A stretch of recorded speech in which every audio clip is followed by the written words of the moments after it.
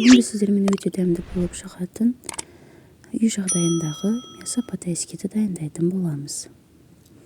Ол үшін ең бірінші етімізді алып мариновать етіп қоямыз. Яғни үлкен қасықпен 3 қасық соевый соусымызды құятын боламыз. Одан кейін су майымызды құйып, барлығын жақсылап біркелкі қылып араластырып аласыздар да 10-15 минутқа қойып қоясыздар.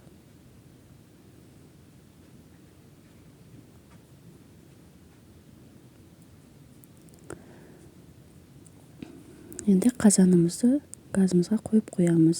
Ысығанын ысымағанын байқап көресіздер.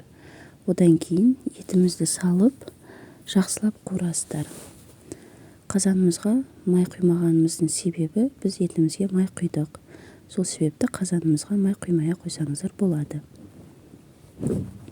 Етіміз қуырылғаннан кейін пиязымызды саламыз. Біркелкі қылып араластырып, жақсылап қуырып аламыз.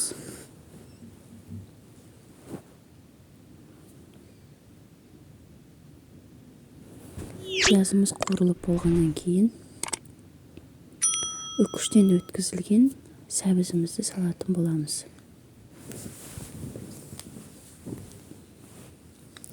Оны да біркелкі қылып араластырып аламыз.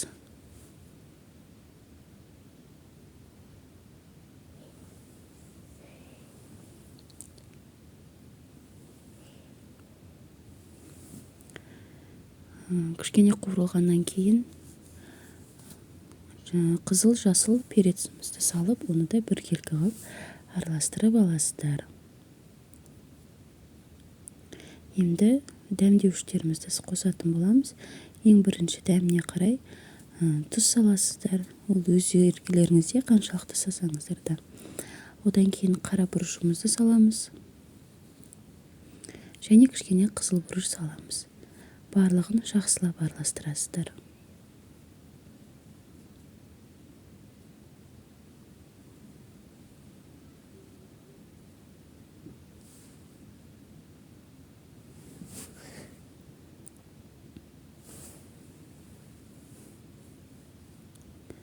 Және ең соңынан қиярымызды осылай соломкаға турап қосып, араластырып аласыздар.